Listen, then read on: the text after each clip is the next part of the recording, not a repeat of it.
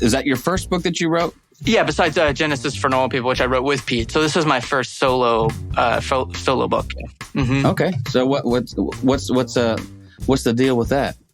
Is that for a great podcast question? What's the deal with that? That's great. Western Christianity has spent the last 2,000 years telling everyone they're separated from God. This is Not Church with John and Nat Turney. Well, hello, everybody, and welcome back to another episode of This is Not Church. My name is John Turney. I am here, as always, with my better-looking brother, better beard length brother, Nat. Sure. Let's go with that. Hi, yeah. What's up, everybody? Yeah, better looking, whatever, dude. Well, anyway, and there we go. This is our podcast seemed to devolve every single time I hit the record button. We just kind of go into this like brother melee. Yeah, but we're being pretty nice about it this time. Yeah, we are. Yeah. It can get a little bad, but we are honored to have with us what did I call you earlier? The man, the myth, the legend, Jared Byas. Most people will know him from podcast, The Bible for Normal People, or his most recent book, Love Matters More, right? That's the name of the book. So just want to welcome you and thank you for coming on the podcast, Jared. How you doing today? Good, absolutely. Yeah, it's great to be on. Looking forward to the conversation. Yeah, so I think just the best place to start with our conversation with for our listeners who may or may not know who you are is just to start from like a place of like your faith background and how you were raised and how you got to where you are. And we like this word deconstruction. I'm not sure it's the best word for what we all have gone through, but I think it's the word it's the most used at the moment. But yeah, I mean, if you could just give us a little bit of your background, we can go from there. Yeah, sounds good. The short story is I grew up in a small town in Texas, and I grew up kind of equal parts. Well, I think there's 3 equal parts. So early on would have been Southern Baptist. We literally went across the street. We had a Southern Baptist church across the street from our house growing up. I went there for a while, and then charismatic. So my dad grew up Southern Baptist. My mom was charismatic. So we sort of compromised with the early half of my life being what my mom said, steeped in the fundamentals. So they wanted to kind of give me a good foundation and then graduate into charismatic theology. And then when I went to high school, I was just much more intellectual than a lot of my family. And so I found my way to Presbyterian circles. And in high school, I started going to a Presbyterian church by myself and really fell in love with Reformed theology because I like control and I like structure. So Reformed theology is where you go. And then I ended up going to Liberty University, which has very Baptist roots, and majored in philosophy. Then but that was always a stopping off point to Westminster Seminary, which is a Presbyterian-based seminary north of Philadelphia. And I had wanted to go there since I was 13, 14, as all young tykes do, want to get a PhD in presuppositional apologetics. That's not common. That's not what everybody wants to do. Oh, that's what I was looking to do. Me too. Yeah. Good. Yeah, whatever you said. Presuppositional apologetics. Yeah, I mean, I was good at arguing, and I liked being a Christian. So when you're good at arguing and you like being a Christian, you go into apologetics. So that's what I really wanted to do, and got there, and things started to unravel, which is interesting for me, which we can go to at some point if we want to, how that all happened. But eventually changing my complete direction while I was at Westminster, fell in love with the Bible, what seemed like for the first time, like taking off the scales of, I think, theological, dogmatic assertions and just seeing the text for what it is and what it isn't.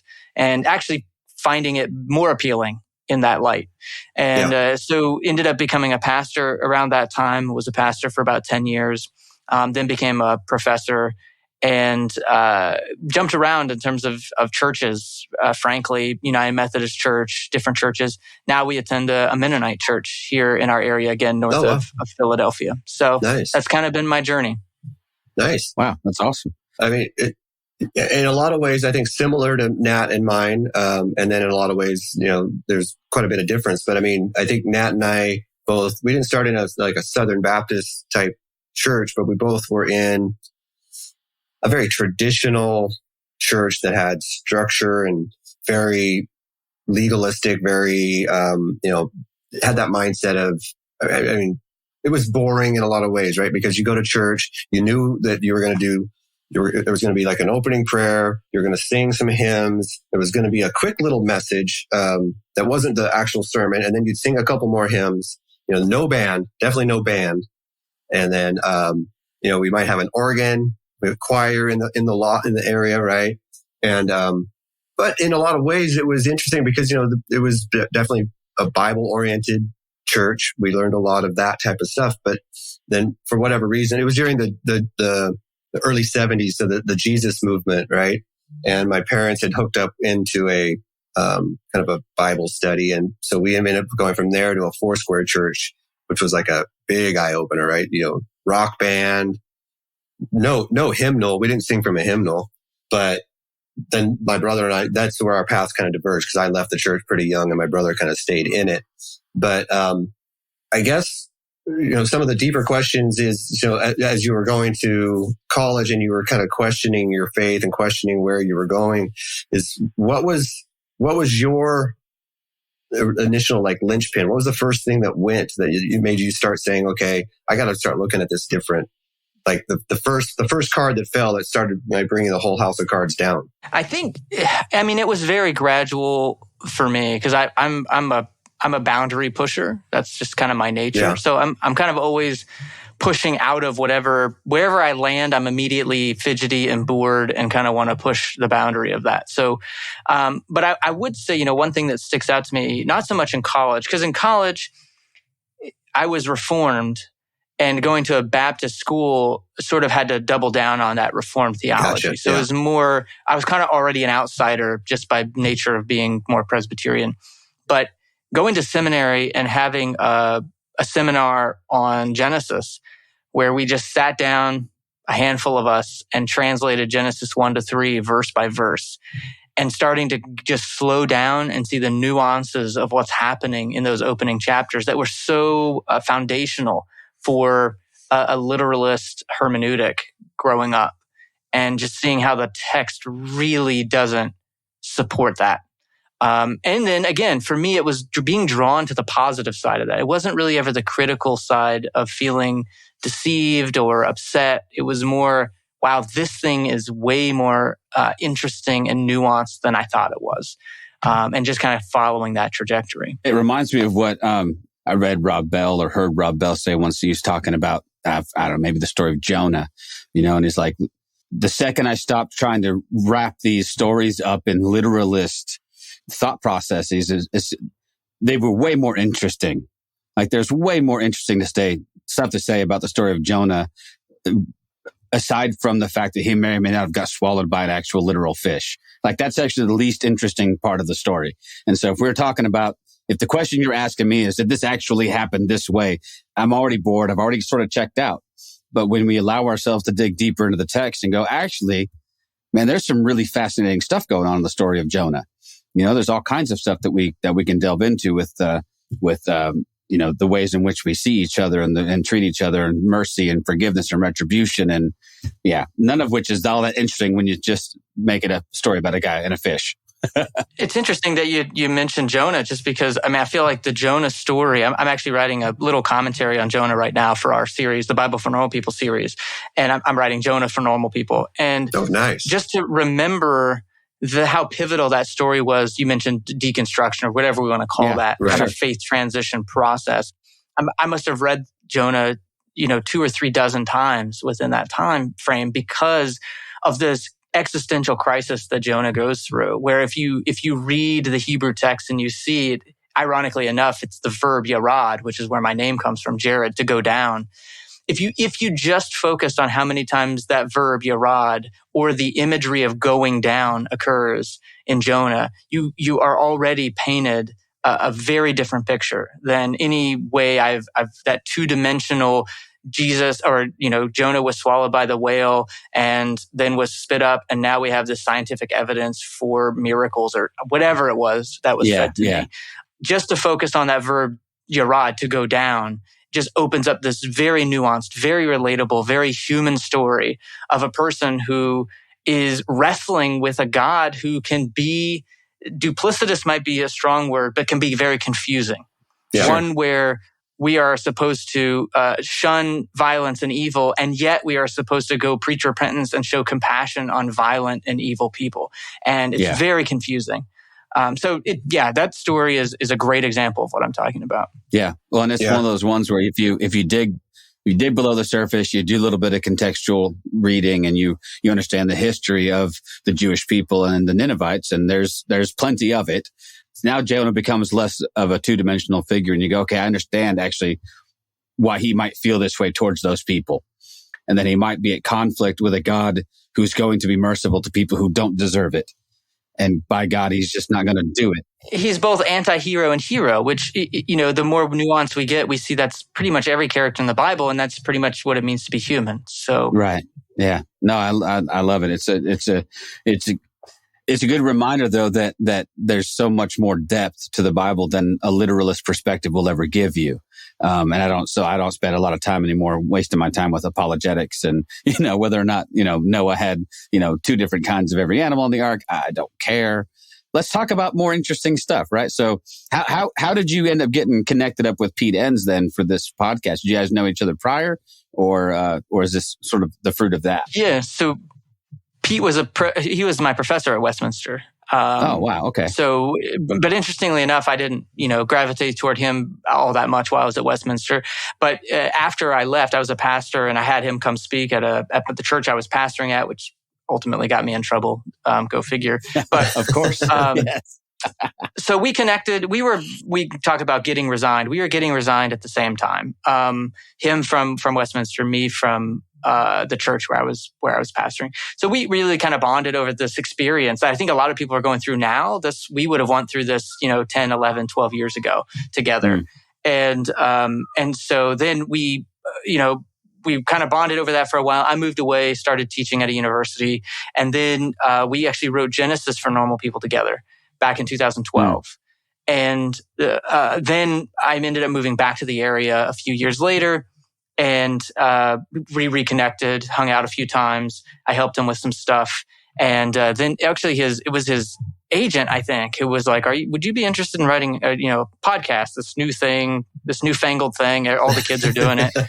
And he kind of came to me and said, "Well, I don't really want to do this alone. I would only want to do it if I have someone who can kind of handle all the back end stuff and who can co-host with me." And so that's how it started. So we got together, and now we're in the 5th season here. Yeah. No, and it's such a great podcast. Yeah, it's a remarkable podcast. I mean, the way you guys tackle these subjects that you guys, and the Bible for Normal People is, that's it in the title, right? I mean, it's tearing down or breaking down these stories or these ideas in a way that, we can understand. And, I was instantly drawn to the podcast because of that. And then just your guys' sense of humor is just like over the top. I mean, the sarcasm, the snark, I don't even know. It's just like, as people are driving by and I'm listening to this podcast in my car and I'm just laughing for no apparent reason. I gotta look ridiculous as I'm driving around. But Pete's dry, very British, right? There's a very British connection to his sense of humor, right? And if you don't get, in the email I sent you, I knew you'd get the Monty Python quote right away. I knew you would, and so your response was just like spot on. But that's the kind of humor that is just being dropped like left and right in your guys' podcast. And I think to some people it almost sounds like he's being kind of like flippant, right?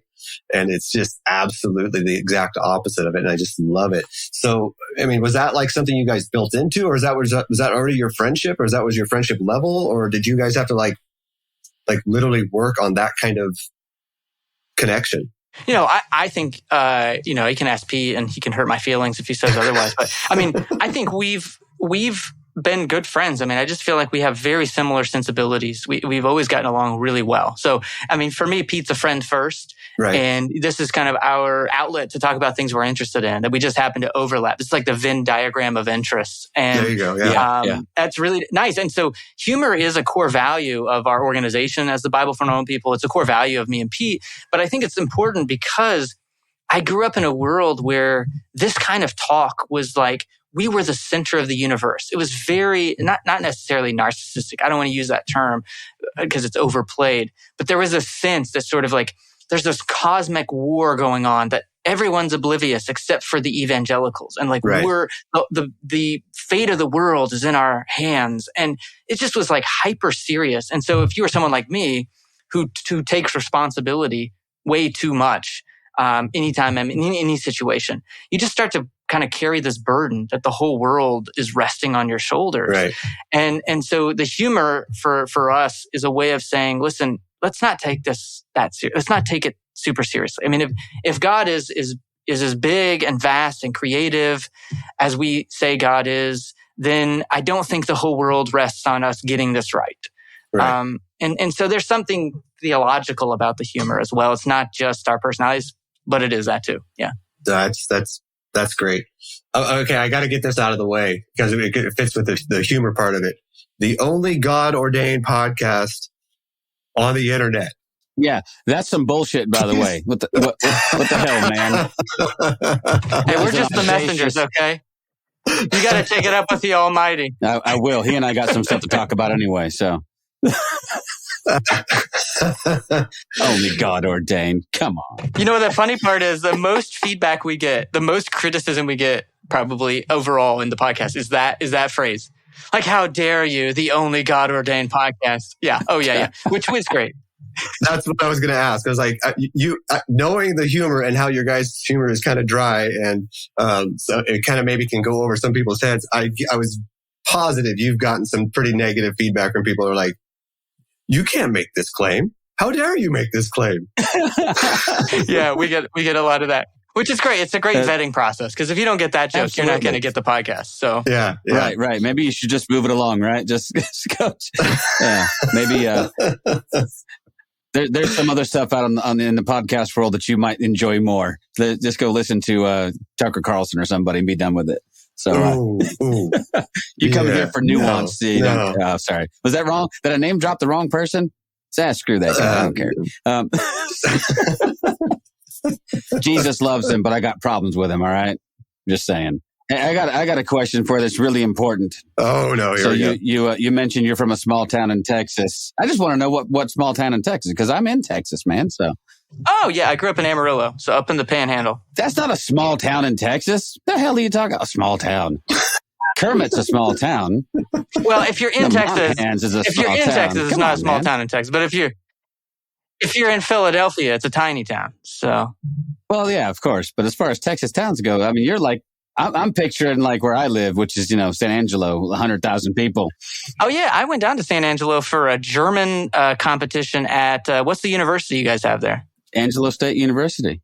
Yeah, it was that one. Yeah. I mean, growing up in Amarillo, there was like all the small towns around us. We were like the big city. So, because we had a junior college, we had like a community college, Amarillo College. So all like Borger, Dumas, Pampa, they all like would come to the big city, Amarillo, to like go to school and stuff. Yeah, okay. I thought you were going to tell me you're like from Snyder or Sweetwater or something, some little tiny. Let's go. Amarillo's small though. I'm messing with you a little bit. I've got friends who live in Amarillo, but that's cool, man. So, well, I have family in Kerrville, and if you want to get like nuanced small Texas town, we can go there. So Kerrville, man, I love Kerrville. Yeah. So my great grandfather was in the Alamo. And so there's all kinds of history. We take tours down there all the time. And yeah, he's actually the first Andrew Kent. He was the first name up on the Alamo there. Wow. Okay. Wow. Well, see, there you go. So you must get to Texas from time to time then. So one of these days we can connect up face to face and share a Shinerbach or something. Yeah. Sounds good. Yeah. So I'm from California, but I mean, I think that's the one thing that Texas and California has in common is, right, we talk about these cities and everyone thinks, oh, well, you live in California and hey, I'm in California. Why don't we get together? They're like, no, we're 14 hours apart. We're 12 hours apart. We're not going to just get together. Yeah. Like Keith Giles moved to El Paso and I'm like, oh, dude, you're in the same state, but you're in El Paso. Never mind. You're still 9 hours away from me. That's probably not going to happen, you and me. But it takes me 12 just to get out of the state. That's cool, man. So let's talk about Love Matters More, because I'm very curious. Is that your first book that you wrote? Yeah, besides Genesis for Normal People, which I wrote with Pete. So this is my first solo book. Mm-hmm. Okay. So what's the deal with that? Is that for a great podcast question? What's the deal with that? That's great. Oh, it reminds me of this. I don't know if you guys know the old Chris Farley skit where he has Paul McCartney. Yes. And he's like the host. He's like, so did you remember when you said all you need is love? Is that true? Anyway, yeah. So, I mean, the subtitle's called "How Fighting to Be Right Keeps Us from Loving Like Jesus," and it's really, my story of kind of that apologetics needing to fight, like to this over time, thinking that the central tenet of Christianity is being right. Yeah, and I don't know, I don't know where that came from. I'd love a historical analysis of how we got there. I'm sure it has some philosophical roots. I have my guesses, but just reading the New Testament and recognizing how far off we are, even just from a plain reading of the New Testament, you just don't get the sense that this is about being right. And it's a very modern construct. So it's just kind of, for me, this process of undoing that and the thoughts that have started to infiltrate my brain over the last 5 to 10 years about maybe I've gotten this wrong. Maybe I've gotten Christianity wrong by staking my claim on making sure all my doctrines are right. Right. Do you find that it's that this kind of Christian apologetics is something that we all kind of have to go through? Because I feel like there was a point as I was trying to like reconnect with my faith and trying to figure out where this all fit in. I was like almost instantly drawn to C.S. Lewis as like a really good, I don't know if you want to call it like a starting point or like an entry level introduction into this world of Christianity, especially when you have a lot of questions and things don't make sense. And Lewis was someone who kind of was very just matter of fact on, explaining this stuff. But do you find that that's like, I don't want to say it's like a stepping stone into something else, but it seems like the more people I talk to, they have delved into apologetics for a while. And then they have a tendency to a lot of them have a tendency to outgrow it at some point. Do you find that to be true? I think, I do. I do find that to be true. And I wonder, and I don't know, but I wonder if this is a modern phenomenon that we'll see less and less of as we head in more to the 21st century. Because I think it's a modern framework where we start with reason and rationality as sort of the framework or the cornerstone of all things. That's the only thing that matters. It's the only thing that's true is what we can reason together and figure out. And I just think the more postmodern the postmodern framework and understanding and nuance of the world goes kind of through this cycle, I just think we'll have less and less of a need for that kind of thing. I think it's definitely been my experience. I think it's a lot, but I think that's my challenge with evangelicalism is I think it's a reaction to modernism. And so it sort of takes its cues from modernism and it's sort of undermining itself at every turn. And that's the challenge of it, I think.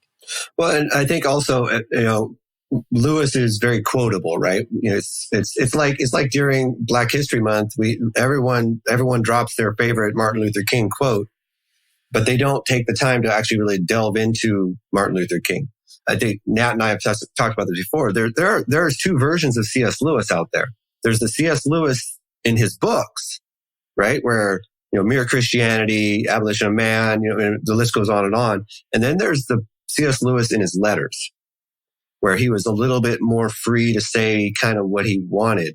And I feel like maybe the church just ignores that version of C.S. Lewis because we didn't want him to grow either. We liked him where he was within that apologetic world. But as we read the letters of C.S. Lewis, we see that there was a lot of growth in that guy. And, to this day, we're talking, okay, was C.S. Lewis a universalist? And that's a question that if you only read his books, I don't know if you get that as much as you do if you go into his letters, right? Yeah, I mean, you only have that one part of the Narnia, right? Where you have that little anecdote. That's kind of the only thing. So, yeah, I mean, I think that's generally true. I just think that we're getting more and more tolerant and more, not just tolerant, I think expectant of gray answers. Like things are just not black and white. And I think I hope that we continue to move into this world where things, and it sounds kind of maybe naive or naive probably is the best word, to think that we're moving into that because we're very polarized right now. And so to think that we're moving into this, but maybe it's just the spaces I live in where just people are just, rejecting black and white thinking and moving into this nuance where we can be the Jonahs or the Davids, where we're both hero and anti-hero. We're both the hero of our story and the villain of our story. And things are just more complicated than what we thought when we were kids. And I think it's appropriate when we're kids because we're developmentally need that. And it's just getting over that hump of allowing Christianity to grow up. And I think that's kind of that's what we do at the Bible for Normal People is how do we bring this nuance and development and how do we have an adult view of Christianity? Yeah. No, I was thinking that as you were talking, it at the risk of sounding almost condescending, that's what I would say. It's the maturation process, right? Where when I was a kid, I needed those concrete answers, and I gravitated towards more concrete explanations. Give me the. Now that's what I thought my job as a Christian was. I was supposed to go witness to people, which meant I had to have answers for all the hard questions. So when they told me to prove that there was a God, well, I had my script for how I could prove that all this was true. Years and years and years go by though, and one of the catalysts for me.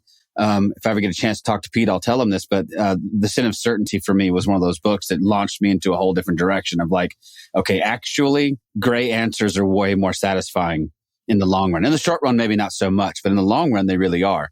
And led me towards this place of looking into people like Richard Rohr, who talk about mystery a whole lot more than they ever talk about anything solid or concrete. And these places where we actually kind of dive into the depths of God and the mystery of God. And I'm way more interested in swimming in that end of the pool than I am in, wading around the kiddie pool of apologetics, which is how I kind of see it now. You know what I mean? And so, yeah, for the work that y'all are doing, I just think it's amazing. Well, one thing that was really important to me in this was understanding the nature of truth and what we mean by that. And science was very helpful for this because at the end of the day, one thing I learned through, I'd say over the last 2 or 3 years only, is really appreciating how boring truth finding is. Mm-hmm. Like, it just is this like slog of a process. So when you talk to a scientist in a particular field who's a specialist and you talk about how they came to these truths, it is not Indiana Jones. It is like data analysis, setting up this research and testing this hypothesis. And just, it is years and years of bureaucracy and paperwork and controlled environments. And then we move the needle of truth like a tenth of an inch, right? Like we're just moving it like one little spot after all this work. And just recognizing like, and that's, I think, for me, this is complete hypothesis and probably not right at all. But I just see like the backlash of conspiracy theory is like, we just crave drama. Like we need the big truths to be obvious to the everyday person. We don't want just the specialist to come to this like tiny truth that fits into this larger context, that kind of moves the needles ever so slowly every decade. Like we want the wow factor. And so conspiracy theories like feed that. Like we get to be part of this drama where these big things happen. But I mean, the truth is kind of boring for the most part. It like, it just comes at these like slow ways. And so that the process of it was helpful for me to kind of, I think it helped me detox from older ways of thinking. Well, I mean, back to the book, Love Matters More. I mean, I think, correct me if I'm wrong, but I mean, that's kind of where we're getting to, right? Is like, and I think people might be tired of hearing this too, but I mean, this whole pandemic has really shown how ill prepared we are to live in the mess, to live in uncertainty, to live in, I don't know what tomorrow is going to bring. And religion, for whatever reason, wants to do the exact opposite. They want to give you certainty. They want to give you answers. They want to give you, hey, if you just do this, 1, 2, and 3, it's always going to get you to 4. And we as humans don't work that way. I mean, we just don't. But religion tries to keep and continue to pigeonhole us into that idea. And one of the things that just seems to go off the wayside is love. This love for humanity, love for the other, love for your enemy, just whatever. So how exactly I'm not expecting you to make this, I don't think you have an answer for us on this, 100%, but how do we even begin to move that needle back towards this idea of love? Yeah, I mean, I think there's a recognition that, first of all, you say religion does this and I would say we all have this impulse within us. It's not the they, yeah. It's that it's sort of supply and demand. Sure, I would love to have a world where we're safe and certain. That comes with consciousness. That's like being human. And so we create things that help us feel safe and certain. The problem is those things we create to feel safe and certain necessarily do violence to others. And that becomes the challenge, is how do we create not a zero-sum game where my gain of safety and certainty is at your loss? How do we create things that are mutually beneficial? And that becomes the challenge. But I think, what it really is for me, where is we start with the recognition that a lot of our need for certainty plays out in systems of control. And that, for me, the opposite of love is control. It's not hate. Yeah. It's control. Right. And it's fear, right? That's why, the Bible says perfect love casts out fear. And I think it's really important. It's because out of our fear, we need to control. And out of our control, we do harm. And so for me, that's me. That's my story. That's my life. I mean, I have examples of hurting other people in my life, not because I wanted to intentionally, because I'm malicious and I'm a bad person, but because I was scared. I had fear. And so I constructed systems of control and certainty. And when you rubbed up against it, I was going to react to you and I was going to hurt you because I needed to feel secure and safe. So to trust and be okay with a world that is uncertain, I think as a way to start moving that needle forward, is to understand that if I want to love, I have to accept the risk of being human. I have to accept the risk of being hurt. And I can't keep defending against all the hurts that might come my way. I have to accept that I may be hurt when I love. I may be taken advantage of when I love. And so that for me is how we break this down is, for some people, there's this evangelicalism is this stalwart of protecting God. And I feel like that's a projection of our need to protect ourselves. And we just sort of substitute God in there. So for me, the way to move forward is to just get real with ourselves, to dig deep and understand what's driving us. And a lot of times I think for me, I'll just own mine. It's fear. That's what drives me. And so I have to deal with that if I'm going to love people more. It's not just going to the soup kitchen once a month. It's harder, dirtier work than that. No, it's interesting you mentioned that, because that's kind of where we were talking. This has come up more than once in these interviews where we talk about religion being a culture of conformity. And that conformity, I think you've articulated this very well. I think that need for conformity comes out of a need to make sense of our world, which comes out of a sense of fear and insecurity. And so what do we do with our fear and insecurity? Rather than face it and address it and deal with it, we create systems where inside of which we feel safe.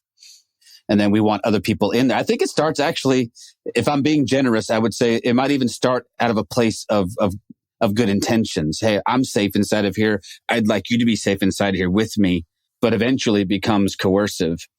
And I love that you said that the opposite of love is control. But that's cognitive dissonance because we don't live in a safe world. So to think that you're safe, you have to fool yourself over and over again. Yeah. Well, and then does that not become then a system, a matrix of sorts whereby we voluntarily trick ourselves into thinking that everything's okay. But inside of this self-made delusion, I at least carve out a place of safety for myself. At what cost? It's at a huge cost. But getting rid of that matrix is key, I think. One of the podcasts is, because I know on the podcast there are times where you do podcasts alone. It's just you. I know that Pete also does some alone, and the majority of them are you guys together. But one of the podcasts you did was with your wife, where you guys talked about parenting. And I think this is a really good way to segue into some other parts of what you're talking about. Is you guys are coming at this from different perspectives a little bit, right? You guys are in different places in your deconstruction, which is in air quotes. And I think that was a really good episode, because there are so many of us like that are in different places.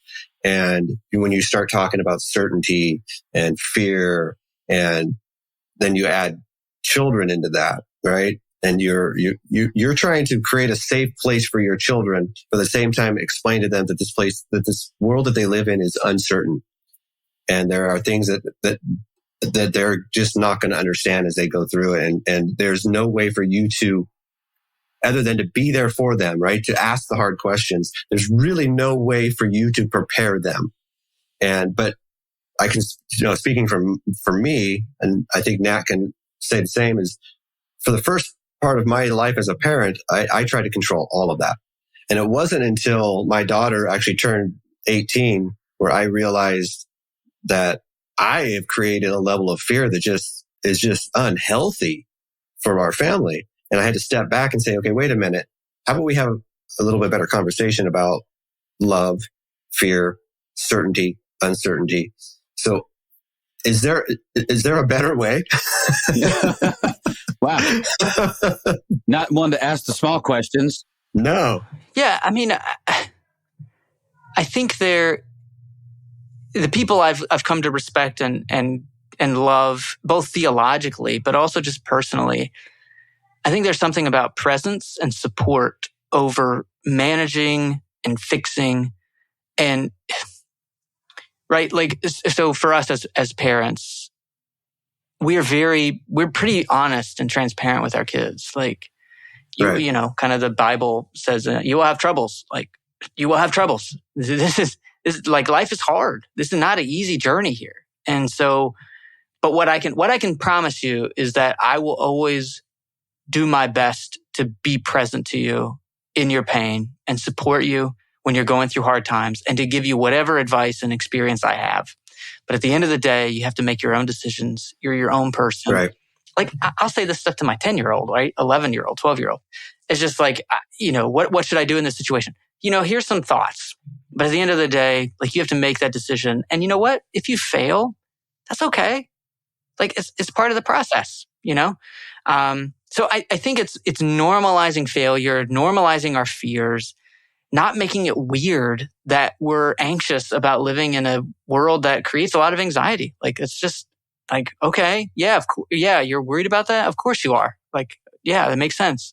instead of throwing a, Matthew verse out, like, don't worry. Look at the grass of the field. Look at the flowers of the field, the birds of the air. Right. Where you start to like feel shame over very normal feelings about the world. Yeah, it does. It seems like we want to shove fear down and make it not, it's not that it isn't there. I mean, there's no way it's not there, but we want to trivialize it. We want to make it like, if you live in that world, you're just always going to live in fear. But fear has a place. Fear is part of our process, right? On letting us know when things are maybe not okay for us. Maybe the situation we're in is not good. Well, overall, I think we moralize emotions. And I think that's a very unhealthy thing to do. Yeah. Like, they are. Like, if you're afraid, you're afraid. Like, don't be ashamed of that. It's how you handle your fear. It's how we express it. It's how we process it. It's not the fear itself. Like that, I always think of, in therapy, you talk about FAM, right? Feelings as messengers. It's trying to tell you something. The only question is, are you going to listen to it? What are you going to do about it? And I just think in Christianity, fear was like wrong. worry is wrong. Right. It's like we make it this moral thing, and then we spend our whole life trying to tame something that's untamable, which is our feelings. Right. So it seems like fear and shame come together, right? And because fear makes you feel like there's something wrong with you, shame tells you there's something wrong with you, right? It's not that there's something wrong, but there's something inherently wrong with you. Yeah, that's a good way of saying that. And then that fear and that shame is then projected on everyone around you. And then that's where we start to other people. We start to look at them and find our issues in them, but then we point at them, right? Yep. I recently talked to somebody, or we talked to somebody, and I was like, isn't it funny how some of these really big name preachers and out there in the world who are so openly against something, be it homosexuality, and then lo and behold, they're caught in a relationship, right? And it's like, methinks you protest too much, right? And so it's again, it goes back to that bullshit meter where we're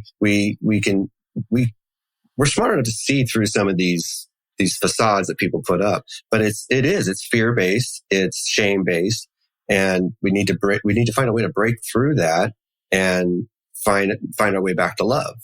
Well, I think that's a great practice to, I do this often, is things that evoke anger in me. I often ask, why is it so important to me, right? What is it in me? And sometimes it is my shadow side, right? I mean, I have a son who I get more mad at than any of my kids. Like, it's very obvious. And the reason is because he's just like me. Like, and so I am afraid that he will make the same mistakes I do if he doesn't correct the things sooner than me.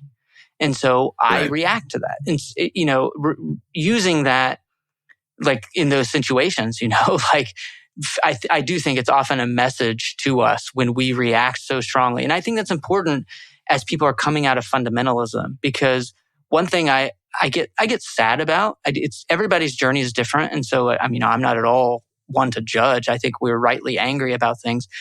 But sometimes I feel like progressives make their identity anti-fundamentalists. Mm-hmm.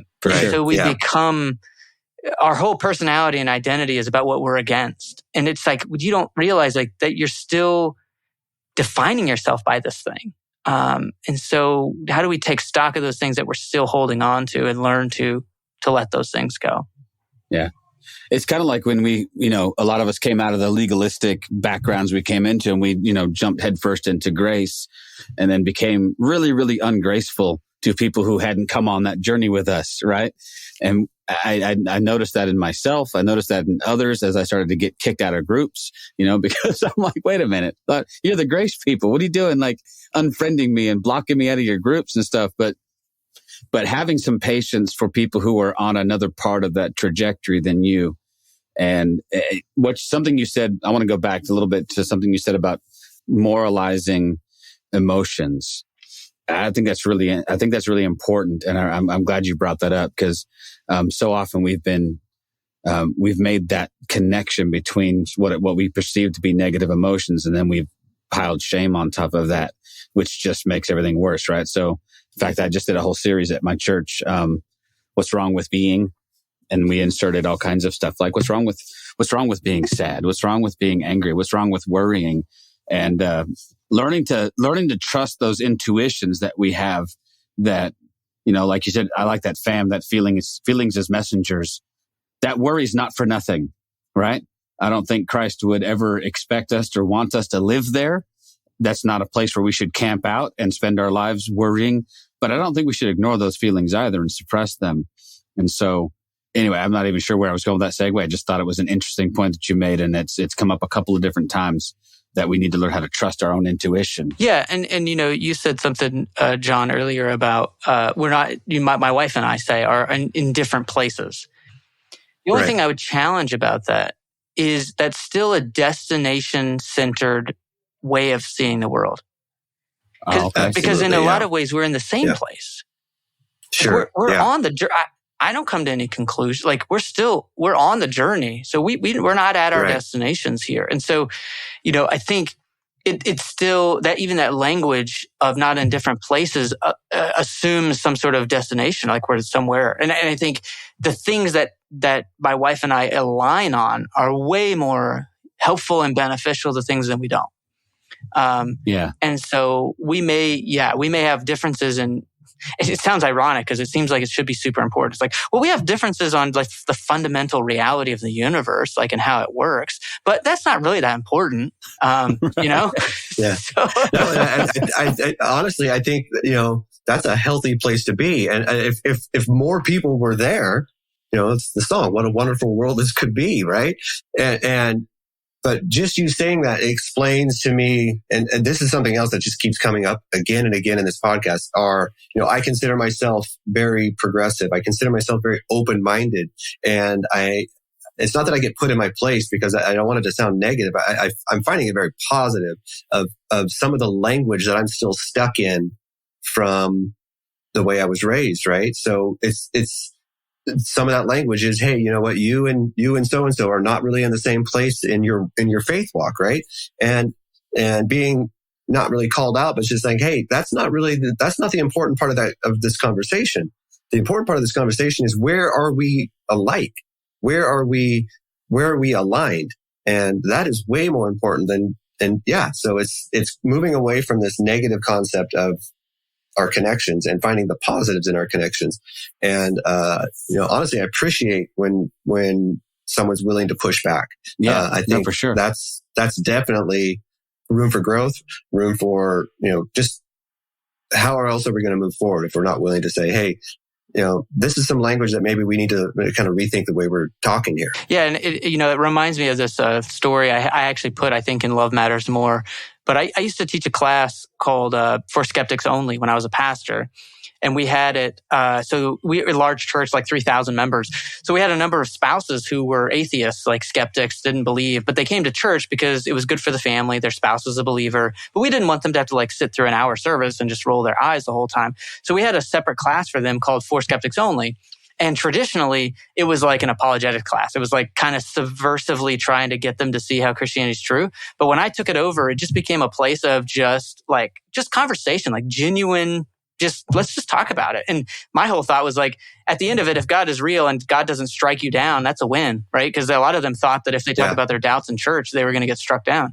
So out of that, I became friends with a guy, Josh, and we used to have, lunch at the church once a month because he worked down the street.